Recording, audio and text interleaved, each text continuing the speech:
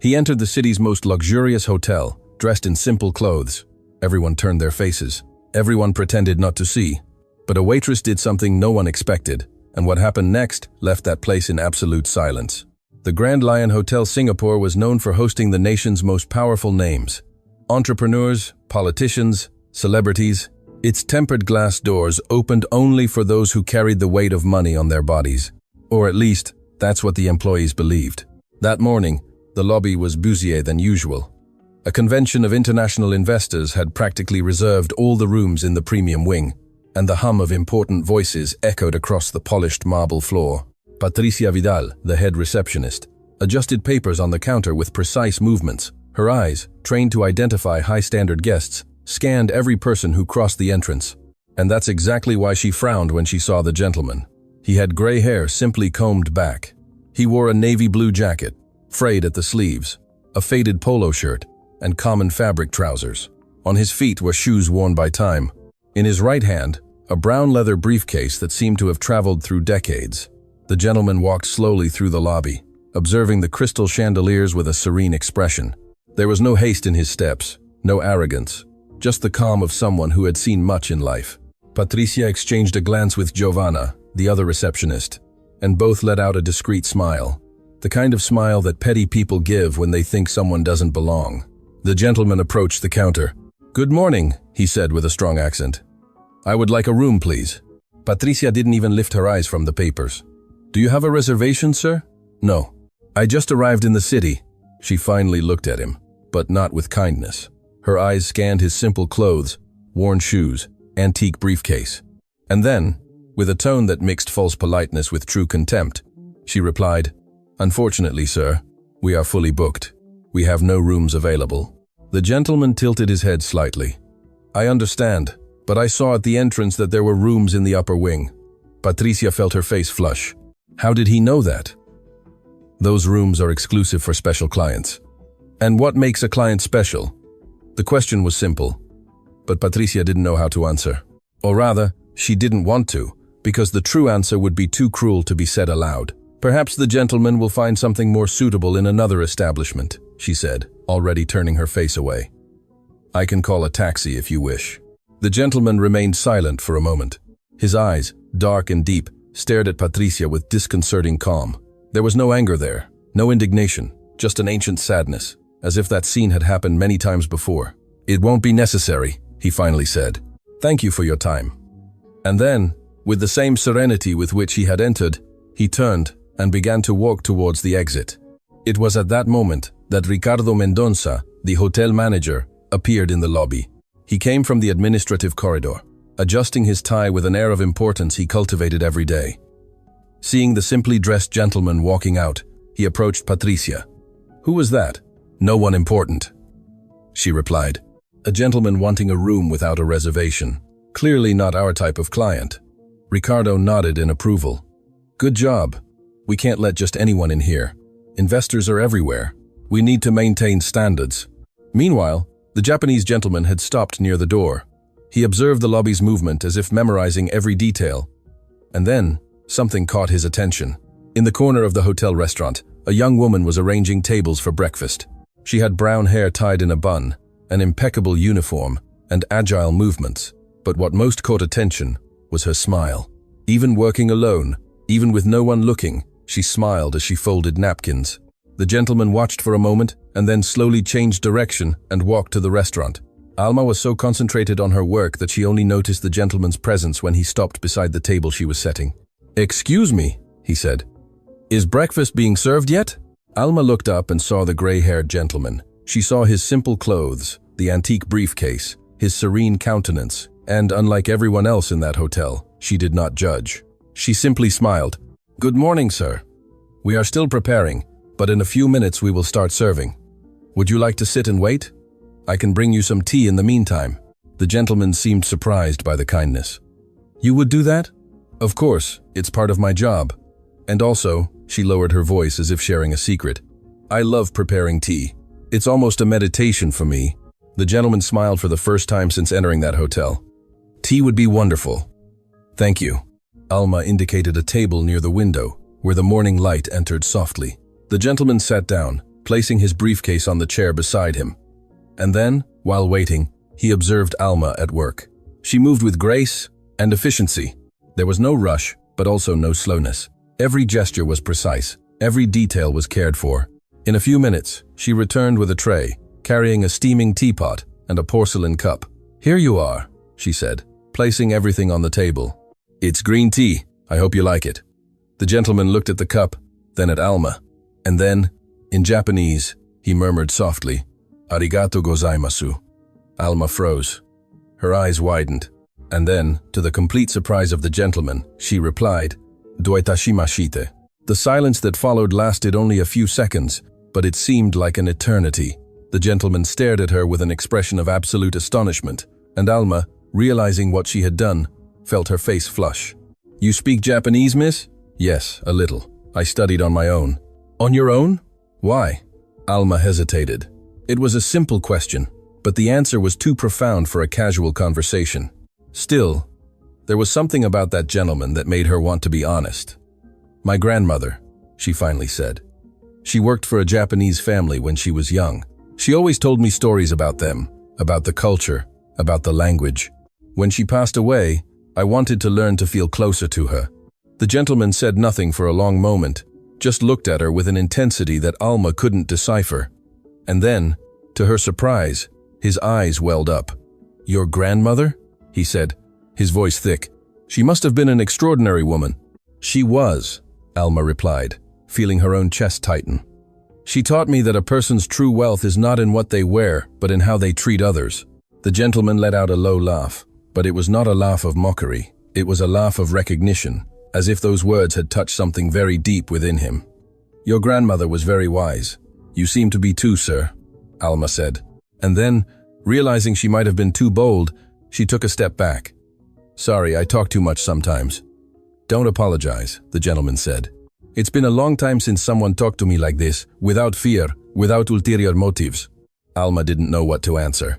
So, she simply smiled and made a small bow the way she had learned from the Japanese culture videos she watched every night. "Welcome to our hotel, sir. I hope you find the rest you seek here." And then she returned to work, leaving the gentleman alone with his tea. What Alma didn't know was that this simple gesture, that small bow, had changed everything, because the simply dressed gentleman was not just a tired traveler, he was Kendi Hayashi. And Kendi Hayashi was the owner of one of Japan's largest fortunes. But more importantly, he was the true owner of the Grand Lion Hotel Singapore, and was about to discover who deserved and who did not deserve to work in his establishment. The tea Alma had served was still steaming in the cup, but what was about to boil was something much larger. Kendi Hayashi drank his tea slowly, savoring each sip as if it were the first in many years. It wasn't the tea itself that enchanted him, although it was prepared with perfection. It was the gesture, the genuine kindness of that young woman, who had no idea who he was. As he observed the movement in the restaurant, Kendi let his mind wander to the past. He remembered his own youth when he worked in the docks of Osaka, carrying heavy boxes under the scorching sun. At that time, no one looked at him twice. No one imagined that thin, sweaty young man would build an empire. And that was exactly why he did what he did. Once a year, he visited his properties around the world, dressed in simple clothes, without announcing himself. He wanted to see how his employees treated ordinary people, people without power, people without apparent money. The Grand Lion Hotel Singapore was his most recent acquisition.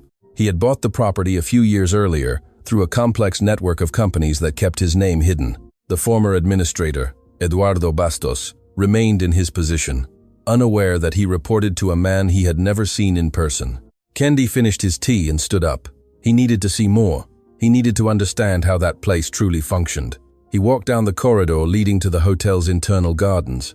It was a beautiful space, with decorative fountains and wooden benches under carefully pruned trees. Some guests were having coffee there, talking in low voices about business and investments. Kendi sat on a secluded bench and observed. He soon realized he wasn't the only one observing. A middle-aged man, wearing a perfectly tailored dark suit, walked through the garden with calculated steps. It was Ricardo Mendonça, the manager Kendi had seen in the lobby earlier. He approached guests with wide smiles and firm handshakes, asking if they were satisfied, if they needed anything special. But when his eyes met Kendi on the secluded bench, the smile disappeared. Ricardo changed direction and walked to him with a serious expression. "Excuse me, sir. Can I help you?" The tone was not of help, but of confrontation. "I'm just resting," Kendi replied calmly. "This garden is exclusive for hotel guests. I understand." Ricardo crossed his arms. "Are you a guest, sir?" "I haven't been able to get a room yet. The receptionist said you were fully booked." A smile of satisfaction crossed Ricardo's face. "Yes, unfortunately, we don't have vacancies for all types of visitors, but I can suggest some more affordable establishments in the area." Kendi looked at Ricardo for a long moment. He saw the arrogance in his eyes, saw the thinly disguised contempt, saw everything that was wrong with people who confused position with worth. "I appreciate your concern," Kendi said, slowly standing up, "but I think I'll stay a little longer." Ricardo stepped forward, invading Kendi's personal space. "Sir, I'm going to have to insist." "Ricardo!" The voice came from the other side of the garden. Both turned and saw Eduardo Bastos walking towards them. Eduardo was a man with graying temples, an elegant demeanor, and eyes that carried the weight of decades of business. He approached with a diplomatic smile. "Is everything all right here?" "Everything's under control, mister." "Bastos," Ricardo replied quickly, "just guiding this gentleman on our policies." Eduardo looked at Kendi, and for a brief instant, something passed through his eyes, a shadow of recognition, of doubt. But it quickly disappeared. "Welcome to the Grand Lion, sir," Eduardo said, extending his hand. "I'm Eduardo Bastos, the hotel's administrator." Kendi shook the offered hand. "Pleasure to meet you.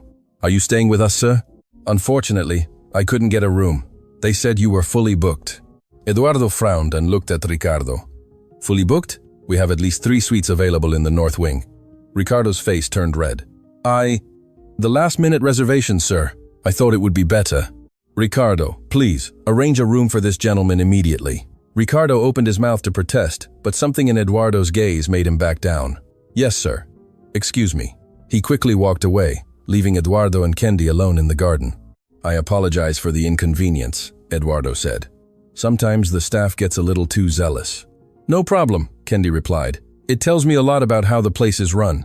Eduardo studied Kendi's face for a moment. "You seem like a man who knows how to observe things. I've learned that the greatest truths are in the small details." Eduardo nodded slowly. "May I ask what brings you to our city?" "Business," Kendi said simply, "and memories." Before Eduardo could ask more, an employee approached with an urgent message.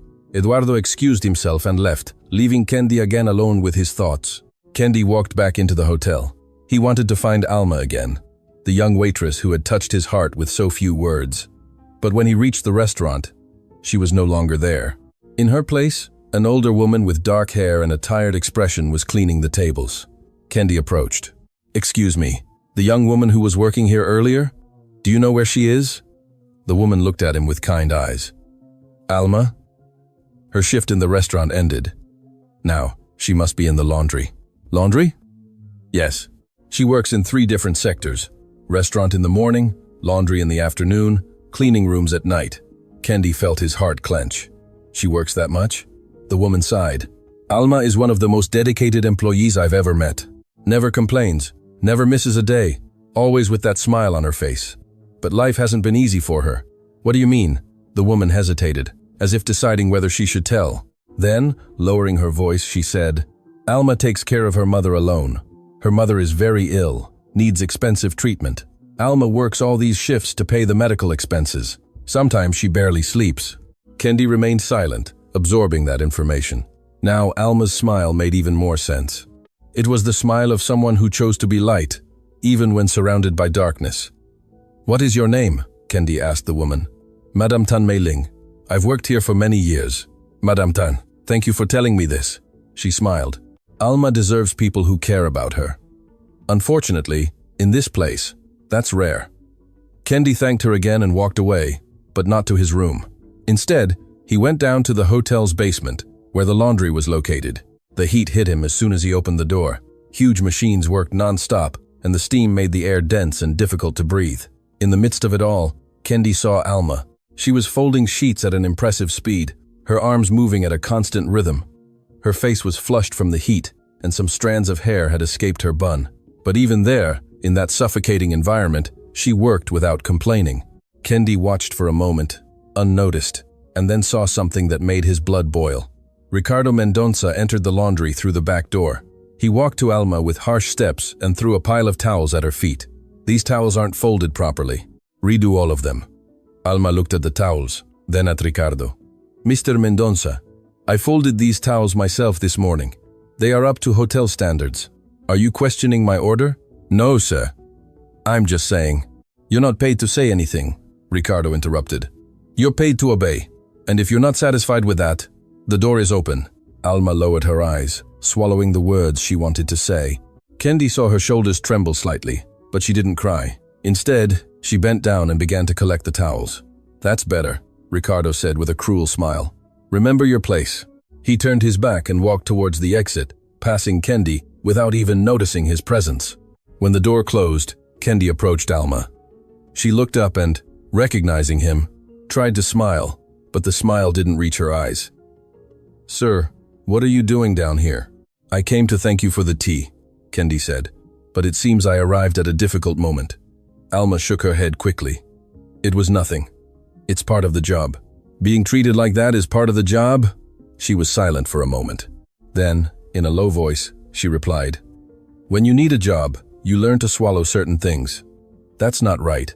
Many things in life aren't right, sir, but we keep going anyway. Kendi observed her in silence. He saw the strength in that young woman, saw the dignity that no humiliation could erase, and saw something more, something that made him remember himself many years ago. Alma, he said, can I ask you a question? Of course. Why did you truly learn Japanese? Not just a few phrases, but the language in depth? Alma stopped folding the towels. Her eyes became distant, as if she were traveling to a place far away. My grandmother, she began, worked for a Japanese family for many years, the Hayashi family. She always spoke of them with such affection, such gratitude. She said they were people of honor, who treated her like family, even though she was just an employee. Kendi felt his heart stop. Hayashi? Yes, she never met the couple's children because they lived in Japan, but she kept a photo of them. A beautiful family, she always said. A real family. Alma paused, and Kendi saw tears forming in her eyes. When my grandmother fell ill, years after leaving her job, she received a letter. It came from Japan. Inside was enough money to pay for all her treatment, and a message that read, To our dear friend, with eternal gratitude, the Hayashi family. Tears were now streaming down Alma's face, but she didn't wipe them, she let them fall freely. My grandmother lived a few more years because of that letter. And before she passed, she made me promise one thing, that I would learn Japanese, that I would honor the memory of that family who had honored her. And that's why I study every night, even tired, even without time, because a promise made to those we love is sacred. Kendi couldn't speak. His throat was tight, his eyes burned, because he knew exactly who had written that letter, his parents. The family Alma revered was his family. The employee his parents treated as family was Alma's grandmother. And now, decades later, fate had placed that woman's granddaughter in front of him. Alma, he said, his voice choked. What was your grandmother's name? Conceição, Alma replied. Conceição das Graças. Kendi closed his eyes. The name echoed in his mind like an ancient bell. Conceição. The woman who made the best sweets he had ever tasted. The woman who sang Brazilian songs while cleaning the house. The woman his parents loved like a sister. He needed to tell her the truth. He needed to tell Alma who he was. But before he could open his mouth, the laundry door burst open. Ricardo entered again, this time accompanied by 2 security guards. There he is, Ricardo said, pointing at Kendi. This man is circulating through the hotel without authorization. I want you to escort him out immediately. Alma took a step forward. Mr. Mendonça, he's not doing anything wrong. Silence, Alma. This is none of your business. The security guards approached Kendi, who remained motionless. Gentlemen, Kendi said calmly, I believe there's a misunderstanding. The only misunderstanding here is you thinking you can enter a high-standard hotel dressed like a beggar. Ricardo replied with contempt. Now, get out before I call the police. Alma felt anger rise in her chest. This was too much. That gentle gentleman did not deserve to be treated like this. Mr. Mendonça, she said, with a firmness that surprised even herself. If the security guards take this gentleman, I'm going with him. Ricardo's eyes widened. What? You heard me. I won't stay silent while you treat a person like this. Ricardo's face turned purple. You're fired. The words fell like stones into the silence of the laundry. Alma felt the ground disappear beneath her feet. She thought of her sick mother. of the accumulated bills, of the treatment that couldn't stop, but she did not back down. "All right," she said, her voice trembling but firm. "I'd rather lose my job than lose my dignity." And then she did something no one expected. She walked to Kendi, bowed deeply, and said in Japanese, "Sumimasen, okyaku-sama ga deita." "Forgive me, sir. I couldn't protect you." Kendi felt something break inside him, something that had been hidden for many years. He looked at Ricardo, at the security guards, at that young woman who had just sacrificed everything to defend him. And then, finally, he spoke. "Mr. Mendonça," he said with a voice that was no longer gentle, "do you know who the real owner of this hotel is?" Ricardo frowned. "Of course I do. It's Oriental Holdings Corporation. And do you know who the president and sole shareholder of Oriental Holdings Corporation is?" The silence that followed was absolute. Kendi pulled a silver card from the inside pocket of his jacket. He handed it to Ricardo. "My name is Kendi Hayashi, and this hotel belongs to me." The card fell from Ricardo's trembling hands, and the world as he knew it collapsed. The silver card on the floor reflected the cold light of the laundry's fluorescent lamps. No one moved. No one breathed. The name engraved on that small piece of metal had changed everything. Kendi Hayashi, president of Oriental Holdings Corporation. Ricardo Mendonça stared at the card as if it were a snake about to strike. His mouth opened and closed, but no sound came out. The two security guards had instinctively retreated, exchanging nervous glances. Alma was also paralyzed, but for different reasons. Her mind tried to process what she had just heard. The gentle gentleman she had served tea, who had talked to her about her grandmother, whom she had defended at the cost of her own job, was the owner of everything. This is impossible," Ricardo finally managed to say. "The hotel owner? Never. No one has ever seen him." "You've never seen me, because I make a point of not being seen," Kendi replied. His voice had changed. It was no longer the humble gentleman's soft voice. It was the voice of a man who had built an empire. "Once a year, I visit each of my properties, unannounced, without pomp. I want to see how people are treated when they think no one important is looking." Ricardo swallowed hard. "Mr. Hayashi, There was a terrible misunderstanding. If you had known, you would have treated me differently," Kendi interrupted. "That is precisely the problem, Mr. Mendonça. The treatment a person receives should not depend on the size of their bank account." Kendi bent down and picked up the card from the floor. He put it back in his pocket with a calm, almost meditative movement. "I want all hotel managers and supervisors in the meeting room in 1 hour," he said. "Everyone, without exception." Ricardo nodded frantically. "Yes, sir.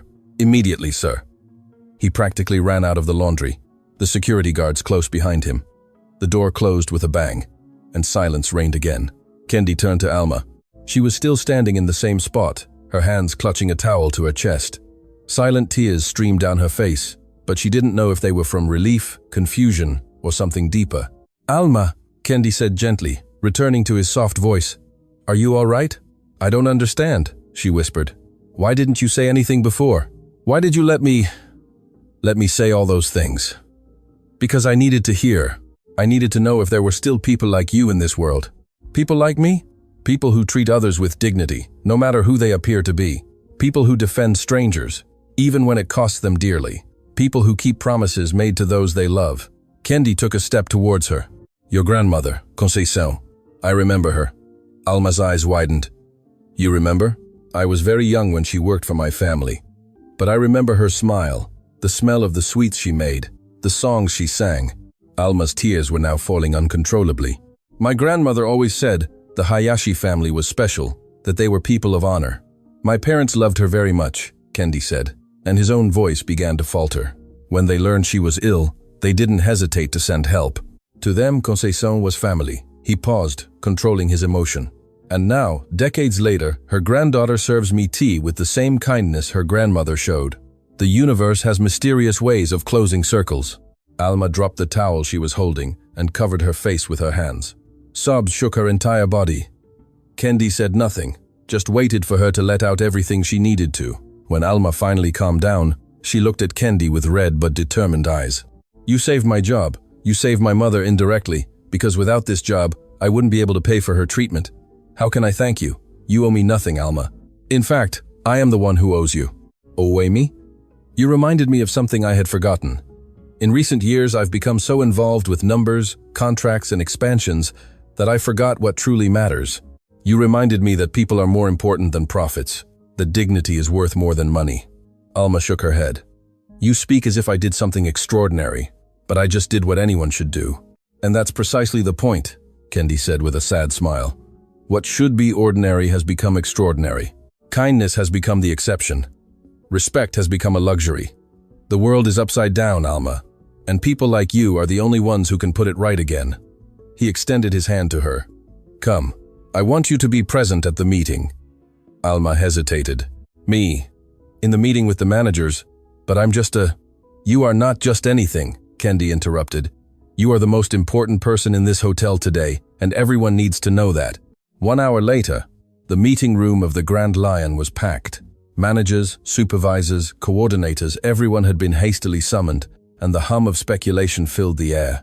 Eduardo Bastos sat at the head of the table, trying to maintain his composure. Beside him, Ricardo Mendonça looked like he had aged 10 years in 60 minutes. Patricia Vidal, called from the reception counter, nervously bit her nails. When the door opened and Kendi entered, the silence was immediate and absolute, but the true shock came when they saw who accompanied him. Alma. The waitress in simple clothes and a messy bun walked beside the most powerful man any of them had ever known. Some managers exchanged confused glances. Others lowered their eyes, already suspecting what was to come. Kendi walked to the head of the table. Eduardo immediately stood up, offering his seat. Please, Mr. Hayashi. Kendi gestured negatively. Stay seated, Eduardo. This meeting will be brief. He looked around the room, studying each face. Some met his gaze, others quickly looked away. Many of you don't know me, Kendi began. And until a few hours ago, I didn't know you either, but now I do. I know you very well. He began to walk slowly around the table. This morning, I entered this hotel dressed in simple clothes. I wanted to see how you treated someone who didn't seem to have money. I wanted to know if the values my family always upheld still existed within these walls. He stopped behind Patricia. The receptionist hunched her shoulders. I was refused at the reception. They said there were no rooms, although there were 3 empty suites. The reason? My clothes were not suitable for the hotel's standard. He continued walking, stopping behind Ricardo. I was approached in the gardens by a manager who treated me like an intruder. I was threatened with security guards, and when an employee defended me, she was fired in front of me. Ricardo sank into his chair, his face white as paper. Kendi returned to the head of the table and looked at Alma, who remained standing near the door. But I also found something good. I found a young woman who treated me with kindness, without knowing who I was, who served me tea and offered me a smile when everyone else turned their backs on me, who spoke to me in my native language as if I were an old friend, and who, when she saw me being humiliated, risked everything she had to defend me. He paused dramatically. This young woman is Alma, and as of today, she will be my personal assistant for Brazilian operations. A murmur erupted in the room. Managers exchanged incredulous glances. Alma looked about to faint. Mr. Hayashi, she said, her voice trembling. I can't. I'm not qualified. You have the only qualification that matters to me, Kendi replied. Integrity. The rest can be learned. Eduardo stood up. Mr. Hayashi, if I may, there are employees here with years of experience, with education, with proven track records. Wouldn't it be more prudent? Eduardo, Kendi interrupted him. You are a good administrator. This hotel's numbers prove that. But numbers don't tell the whole story. What happened today shows that there is a sickness in this place. A sickness that you allowed to grow. He looked at Ricardo. Mr. Mendonça, you are fired. You have 1 hour to collect your belongings and leave the property. Ricardo jumped up. Mr. Hayashi, please. It was a lapse in judgment. It was more than an error. It was a choice. A choice to treat people like dirt based on their appearance. There is no place for that kind of person in my company. Ricardo opened his mouth to argue, but Kendi's gaze silenced him. With slumped shoulders, he walked to the door. Before leaving, he stopped beside Alma. For a moment, it seemed he was going to say something cruel, but then, surprising everyone, he murmured, I'm sorry, and left. The silence that followed was heavy, laden with tension and revelations. Kendi looked at Patricia. Miss Vidal, Mr. Mendonça did not act alone. You also treated me with contempt this morning. Patricia began to cry. Mr. Hayashi, I have 2 children. I need this job. Please, I will not fire you, Kendi said. And, Patricia let out a sob of relief. But you will spend the next few months working directly with Alma. You will learn from her what it means to treat all guests with dignity, regardless of how they look. If at the end of that period Alma tells me that you have changed, your job is guaranteed. Otherwise, he left the sentence hanging. Patricia nodded frantically, wiping her tears. Yes, sir. Thank you, sir. I promise I will change. Kendi looked at Eduardo. Eduardo, you did not directly participate in what happened today, but you created an environment where this was possible, where employees felt it acceptable to treat people this way. This is also your responsibility. Eduardo bowed his head. You are right, sir. I should have paid more attention. You will have a chance to prove you can do better. But from now on, everything goes through Alma. She will be my eyes and ears here. She will report directly to me on how this hotel treats its guests and employees. Kendi walked to Alma and placed a hand on her shoulder. This young woman carries on her shoulders the weight of a family that needs her. She works 3 shifts a day without complaining. She studies Japanese every night because she made a promise to her grandmother on her deathbed. She is everything you should aspire to be. Alma felt her face burn with embarrassment and emotion. She had never been praised like that in her life. She had never been seen like that. Ladies and gentlemen, Kendi concluded, this meeting ends here, but change begins now. I want each of you to look within yourselves and ask, how would I treat someone who cannot give me anything in return? The answer to that question defines who you truly are. He walked to the door, Alma beside him. Before leaving, he turned one last time. Oh, and one more thing. Alma's mother needs medical treatment. As of today, all expenses will be covered by my family's foundation. It is the least we can do for the granddaughter of the woman who brought so much joy to my parents' home. And with that, he left, leaving behind a room full of transformed people, some forever. Weeks passed since that day that transformed Alma's life forever. The hospital room where her mother rested was now different, no longer that cramped space in the general ward, with thin curtains separating patients and the constant noise of other machines. Now, Madame Mariana rested in a private room, with large windows that let in the sunlight and fresh flowers that Alma brought every day. The treatment had begun immediately. Specialist doctors, cutting-edge exams, medications that once seemed impossible to obtain. Everything provided by the Hayashi Family Foundation, exactly as Kendi had promised. Alma entered the room carrying an arrangement of daisies. Her mother was awake, looking out the window with a serene smile on her tired face. Good morning, Mum. Madame Mariana turned, and her smile widened. My daughter, you look so beautiful in those new clothes. Alma looked at her own reflection in the window glass. It was true. The clothes she wore now were different. No longer the worn waitress uniform, but an elegant and discreet outfit, suitable for her new position. Still, she couldn't get used to it. It's strange, Mum.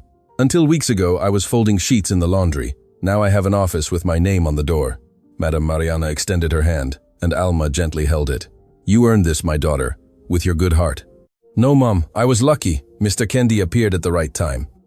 There's no such thing as luck, Alma. There is preparation meeting opportunity. You spent years studying Japanese, being kind to everyone, working hard, even when no one saw. Mr. Kendi didn't give you anything you didn't deserve. Alma felt her eyes sting. Her mother always had a gift for seeing the best in her, even when she herself couldn't. Are you feeling better? Much better. The doctors say the exams are showing progress. For the first time in a long time, I have hope. Mother and daughter remained silent for a moment, just enjoying each other's presence. It was a luxury they couldn't afford before, with Alma rushing between 3 jobs and Madame Mariana growing weaker. Daughter, Madame Mariana finally said, tell me about your work. How is it going? Alma sighed, intense. Mr. Kendi is teaching me everything.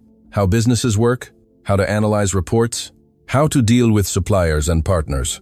He says, I have a knack for learning. Of course you do. You've always been smart. But it's not easy, Mum. Many people at the hotel still look at me askance. They think I don't deserve to be where I am, that I got the position through favoritism. Madame Mariana squeezed her daughter's hand. And what do you think? Alma took a moment to answer. Sometimes I also wonder if I really deserve all this, if I'm not occupying a place that should belong to someone else. Alma, Madame Mariana said firmly. Look at me. Alma looked up. Your grandmother Conceição was a simple woman. She had no education, no money, nothing the world considers important. But she had something that cannot be bought. A pure heart.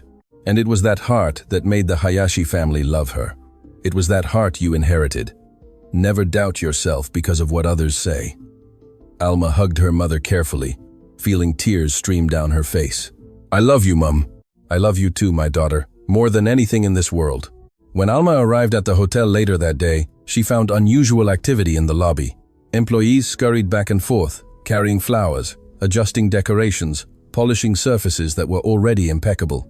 She stopped Giovanna, the receptionist who now occupied Patricia's morning shift. What's happening? Giovanna seemed nervous. Special visit. It seems some executives from Japan are arriving today. Directors from Oriental Holdings Corporation. Alma felt a chill in her stomach. Executives from Japan. Mr. Kendi didn't mention anything. It seems it was a surprise for everyone. Eduardo is panicking. Alma walked quickly to her office, her mind working at top speed. Why hadn't Kendi warned her? Was it some kind of test? When she opened the office door, she found Kendi sitting in one of the visitor chairs. He seemed thoughtful, looking out the window with an expression Alma hadn't seen on him yet. Mr. Kendi, is everything all right? He turned and smiled, but the smile didn't reach his eyes.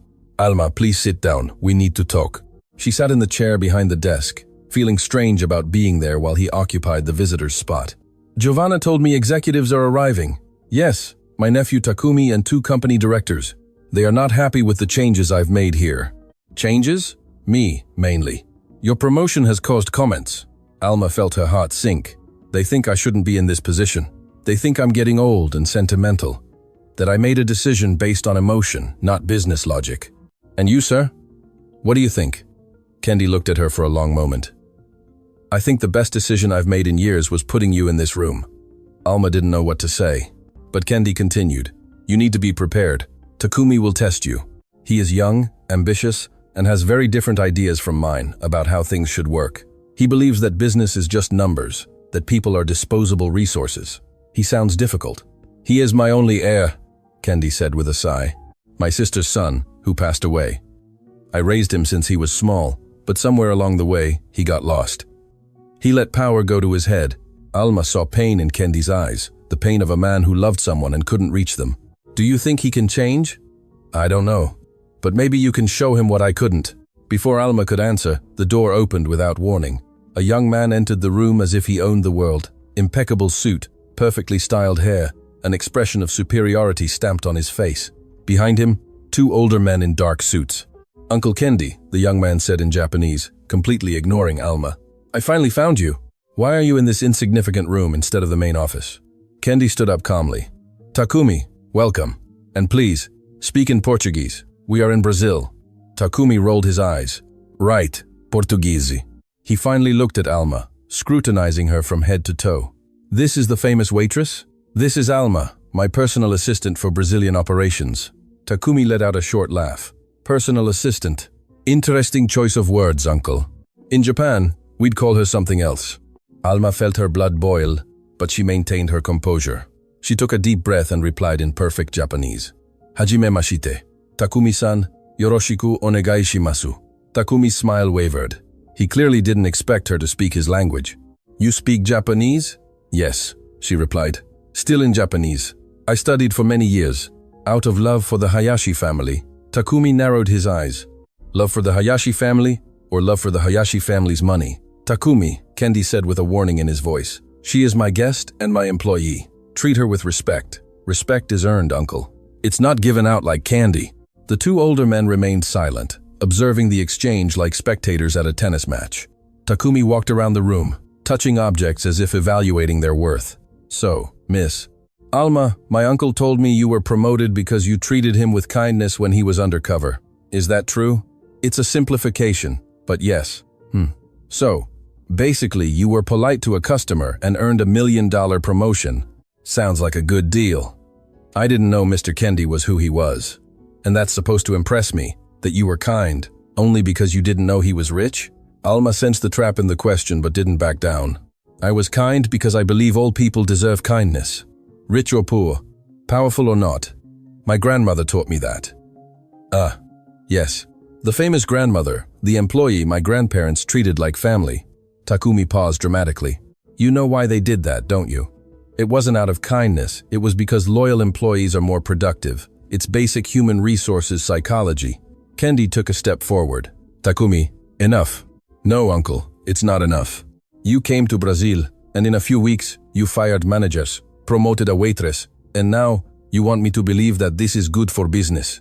The shareholders are worried. The directors are worried. I am worried. This hotel's numbers have improved since I made the changes. 1 month's numbers mean nothing. Years and years are what matter. And we don't have that. Alma stood up. Excuse me, she said. I think you need to talk in private. No, Kendi said. Stay. You're part of this now. Takumi crossed his arms. All right, if she's part of this, then let her prove her worth. The directors here present want a demonstration. We want to see what exactly this former waitress can do to justify the position she holds. Alma looked at Kendi, uncertain. He nodded slightly. What do you have in mind? She asked. Takumi smiled, and there was something cruel in that smile. We have a meeting scheduled for tomorrow with potential local investors. A traditional, very wealthy, very demanding family.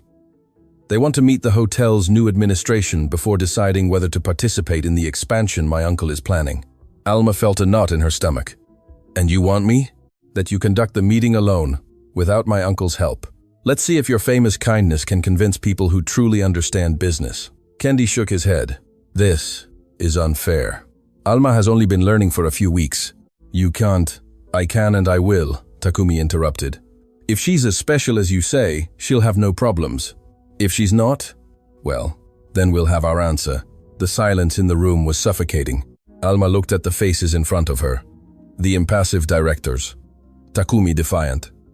Kendi, who for the first time since she had known him, seemed truly worried. She took a deep breath, thought of her mother in the hospital, thought of her grandmother, who never backed down from a challenge. She thought of all the times she had been underestimated, ignored, dismissed, and then, with a firm voice that surprised even herself, she replied, I accept. Takumi raised his eyebrows. You accept? Yes, I will conduct the meeting tomorrow and I will show that Mr. Kendi did not make a mistake in trusting me. A loaded silence filled the room, and then something unexpected happened.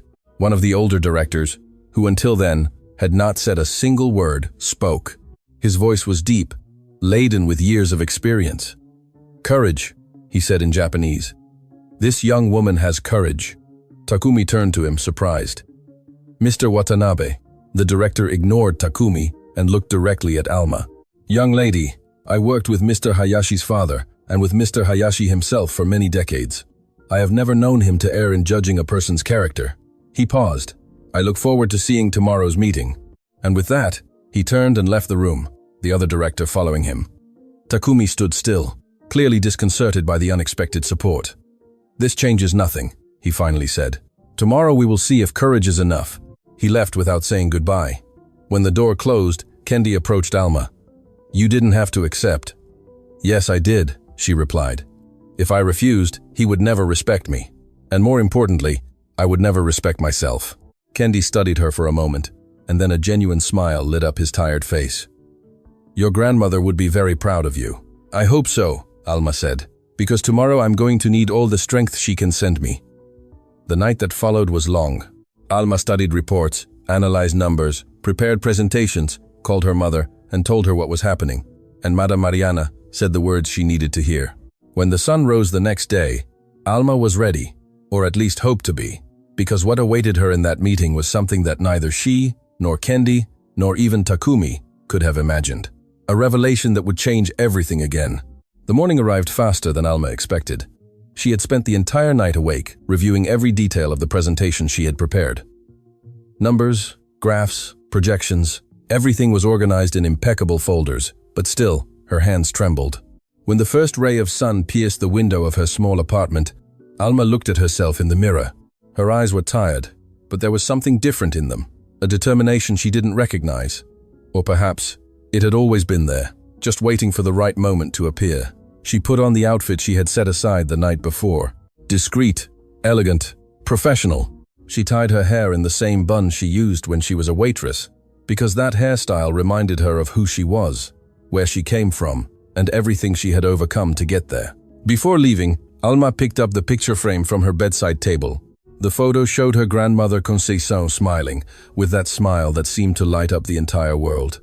Give me strength, Grandma, she whispered. Today I need all the help I can get. The Grand Lion Hotel Singapore was silent when Alma arrived. It was too early for guests, and only a few cleaning staff circulated through the corridors. She walked to the main meeting room, where everything would happen in a few hours. The room was impressive. A polished mahogany table that reflected the light of crystal chandeliers, leather chairs that cost more than the salary Alma received when she worked in the laundry, huge windows that showed the city waking up below. Alma took a deep breath and began to organize the materials. She placed a folder in front of each chair, checked if the projector worked, adjusted the curtains so that the light would not hinder the presentation. She was so focused that she didn't hear the door open. "You're early." Alma turned and saw Kendi standing at the entrance. He wore a traditional Japanese suit, something she had never seen him wear before. The piece was a deep blue, with subtle details that revealed its exceptional quality. "I couldn't sleep," she admitted. Kendi walked to her and looked around the room. "You prepared everything yourself?" "Yes. I wanted to make sure nothing went wrong." He nodded in approval.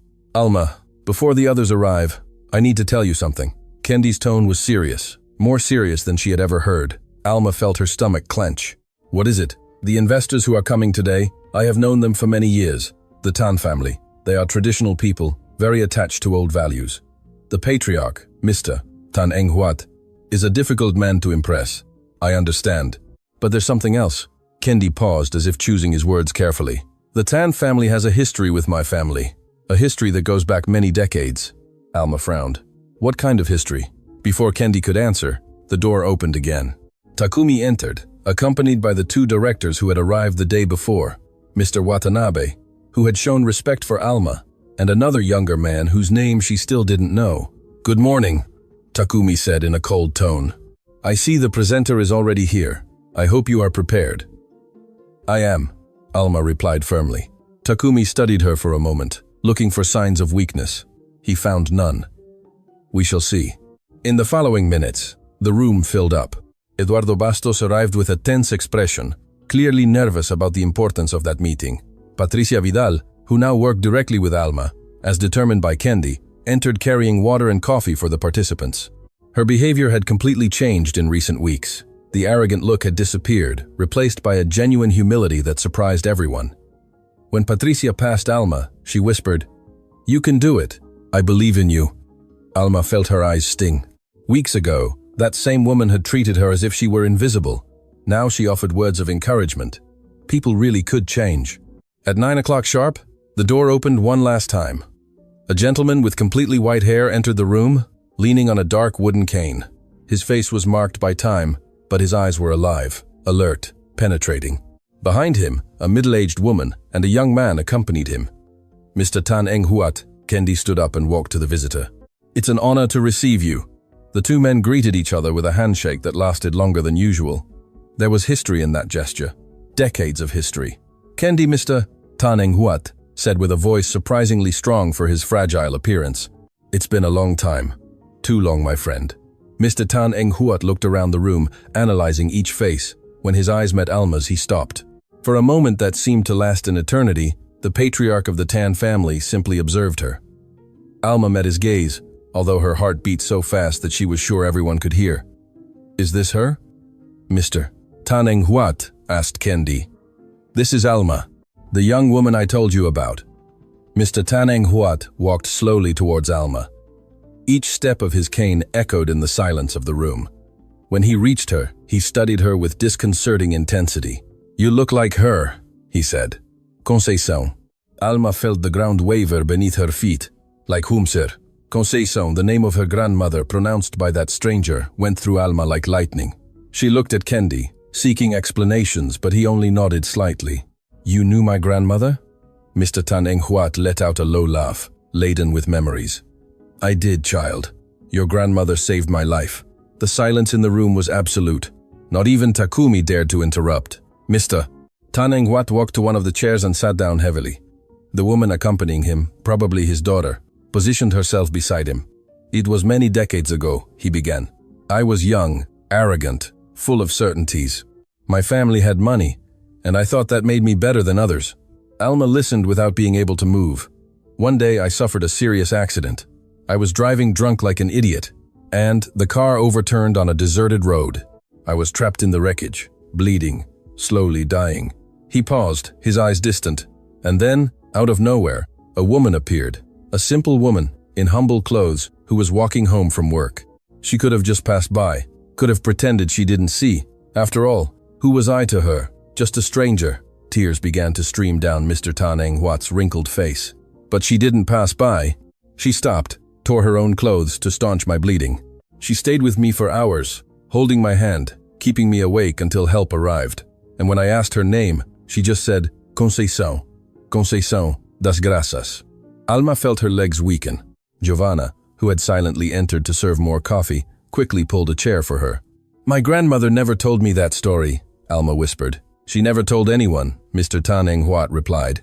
I tried to find her later. I wanted to thank her, I wanted to reward her, but she had disappeared. Only years later did I discover that she had gone to work for the Hayashi family in Japan. It was how our families met, Alma. Kendi approached. Mr. Tan Eng Huat looked for me many years ago, wanting to know about Conceição. When he learned she had passed away, he was devastated that he had never had the chance to thank her properly. Mr. Tan Eng Huat looked at Alma with overwhelming intensity. And now, decades later, her granddaughter is before me, working for the son of the Hayashi family. The world truly is a circle that closes. Takumi, who had remained silent throughout the revelation, finally spoke.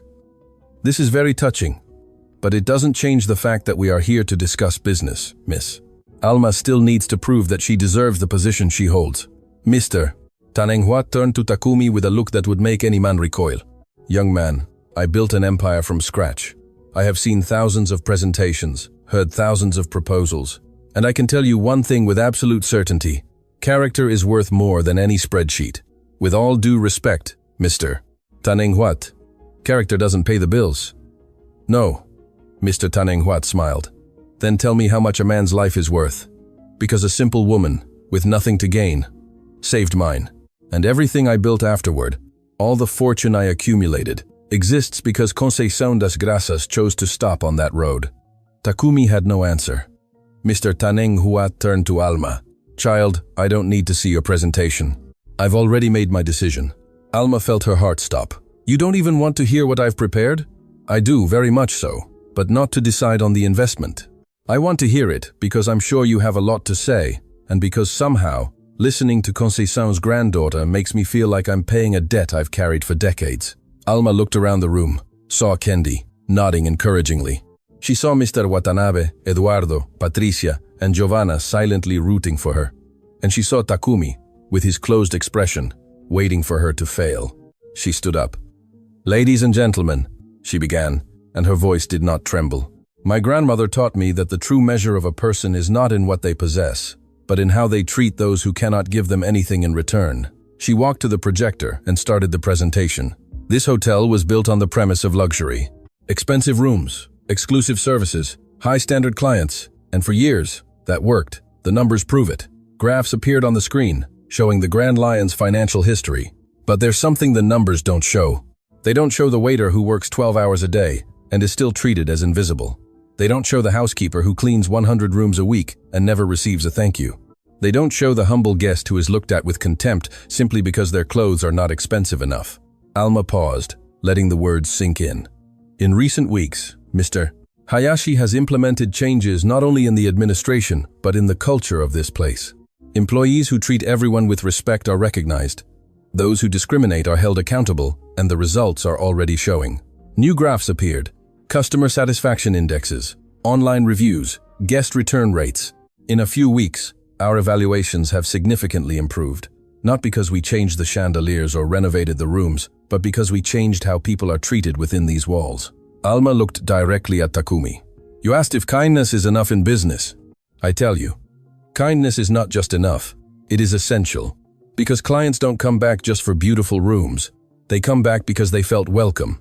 They come back because they were treated as human beings, not as walking wallets. Takumi met her gaze, but something in his expression had changed. The arrogant certainty was giving way to something that could be doubt, or perhaps recognition. The proposal I bring today, Alma continued, is simple. Expand the model we implemented here to other hotels in the network. Create a training program based on dignity and respect. Show the world that true luxury is not in the price of the daily rate, but in the quality of treatment. She walked back to her place and looked at Mr. Tan Eng Huat.